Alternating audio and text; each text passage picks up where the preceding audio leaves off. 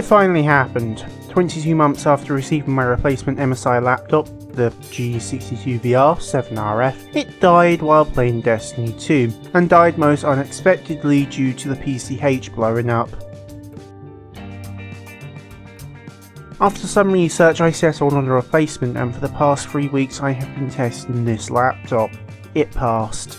Allow me to introduce to you my PC specialist Proteus VII, customised with an i7-9750H, 32GB of DDR4, an RTX 2070 max performance, a 1080p 144Hz display, 2TB hard drive, and the 500GB Samsung 970 EVO Plus from my GE62. And just so you know, the Proteus VII is based on the Quanta NLCA. Before we get into the performance, let's take a quick look around. On the left we have Gigabit RAM, a USB 3.1 Gen 1 Type A port, micro SD card reader, and indication LEDs. On the right we have two more USB 3.1 Gen 1 Type A's and a 3.5mm combo jack. Finally, on the rear we can find a USB 3.1 Gen 2 Type C, HDMI, mini DisplayPort 1.3, Kensington lock, and DC in. Build quality wise, there's little flex in both the screen and the keyboard. Combined with the 2.5kg weight, it both looks and feels very durable. The lid is a bit too tight, but otherwise it can be opened with one hand. Once opened we can see a squish free zone RGB keyboard, with keys particularly around the ends of key being a bit smaller than expected. It does take a little bit of time to adjust, but otherwise it feels nice and works great. The trackpad, while not glass, is made from a low friction plastic, which makes it nice to use. It could be larger, but it's not exactly small either. There are no independent left and right buttons here, rather the lower portion of the trackpad is clickable. Let's talk i7-9750H. It's built on the same 14nm process Intel have been using for the past couple of years now, meaning let's take an i7-7700H, add 2 extra cores, raise the maximum boost clocks a little bit, and you basically have the 9750H. There's no magic sauce. Of course, this would mean that the 9750H gets hot, does it not?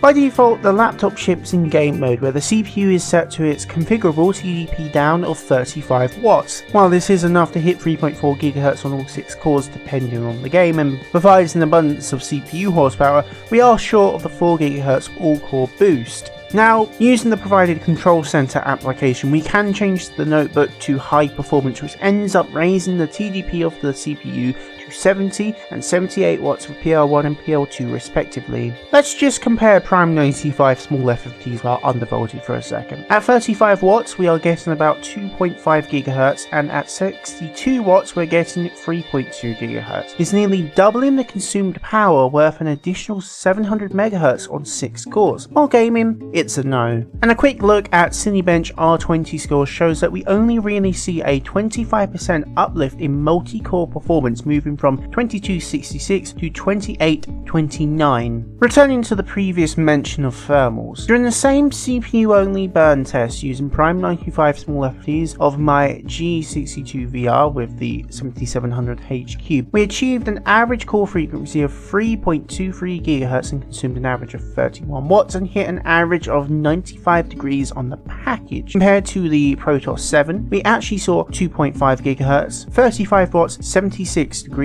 on game mode, and 3.4 GHz, 77 watts, 85 degrees high performance. Either MSI equipped its laptop with trash cooling, or the Proteus VII has some seriously insane cooling capacity. Of course, if you add the GPU into the mix, the temperatures do go a bit higher, but we can talk about that aspect of the system a bit later.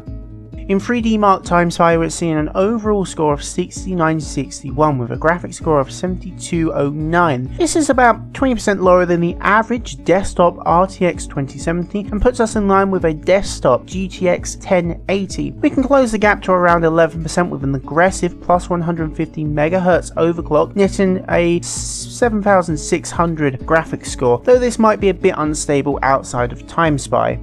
Let's talk games.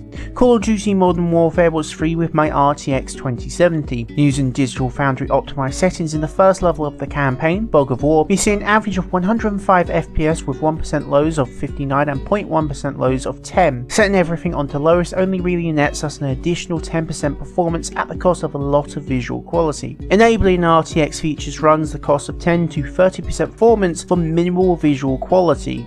What about Counter-Strike Global Offensive? Lowest at 1080p gives us an average of 290 FPS with 1% lows of 70 and 0.1% lows of 58. At highest we see an average of 266 FPS with 1% lows of 57 and 0.1s of 47. Smoke seems to cause the largest performance loss, but I'm pretty sure this is just a bug, so it's something really to keep an eye on. But can it run Crysis? Surprisingly enough, yes.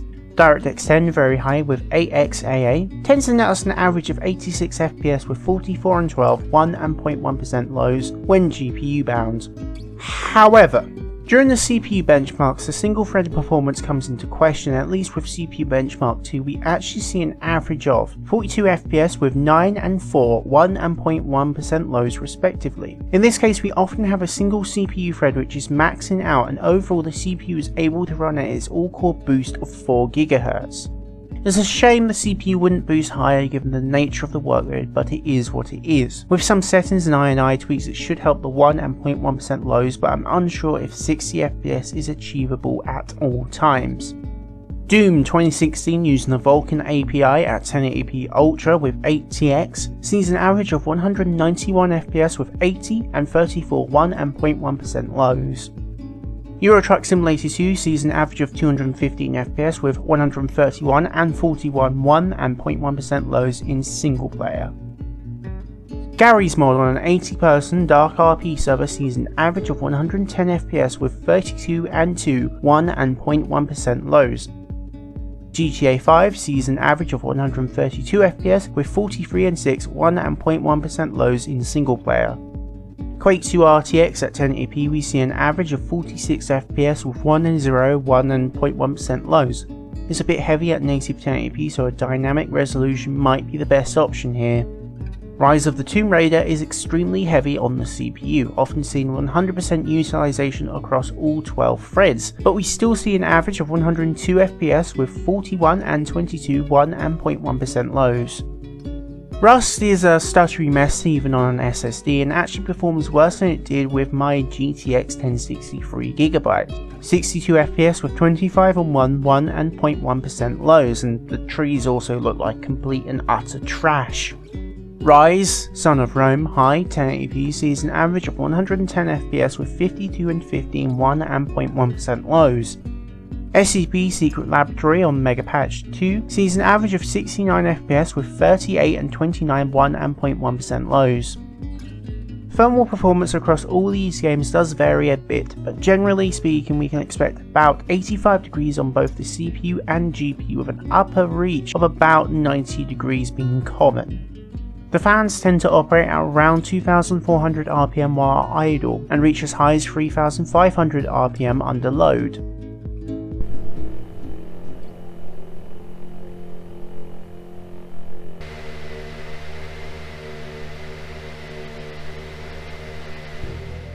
While the fans are noticeable without earphones, with them you're hard pressed to notice anything. The laptop also has a cooler boost button which pushes the fans up to 7200 RPM.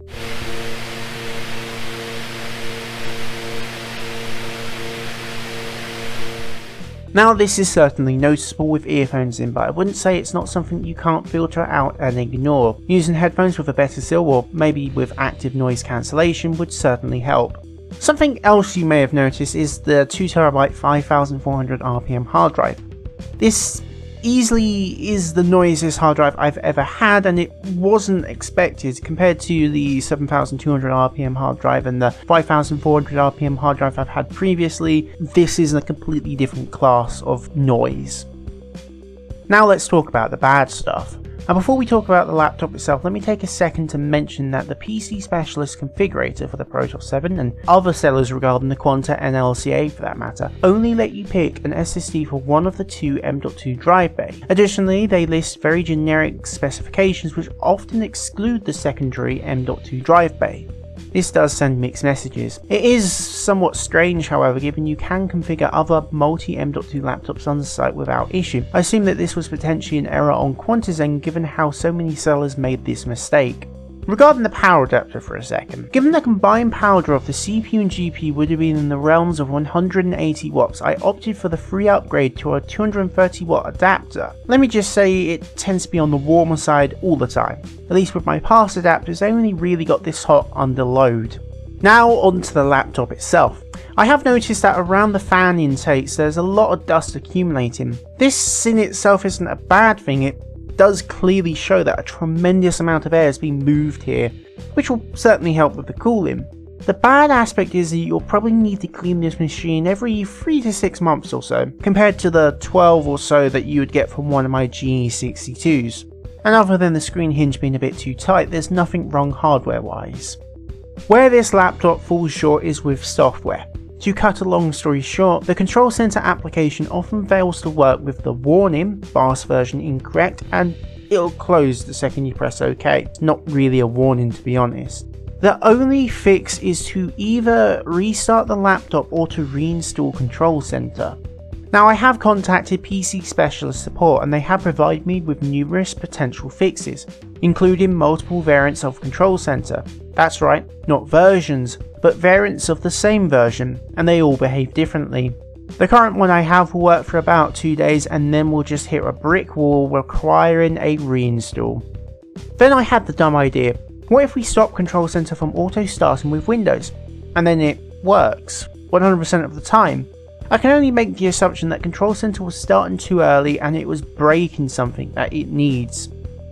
But at least in the time I spent contacting PC Specialist support, I actually learnt something very important. I've yet to run into any scripted or robotic messages, it all seems very natural and human. It's a lot better than MSI support. Overall, I'm really happy with the purchase I've made here.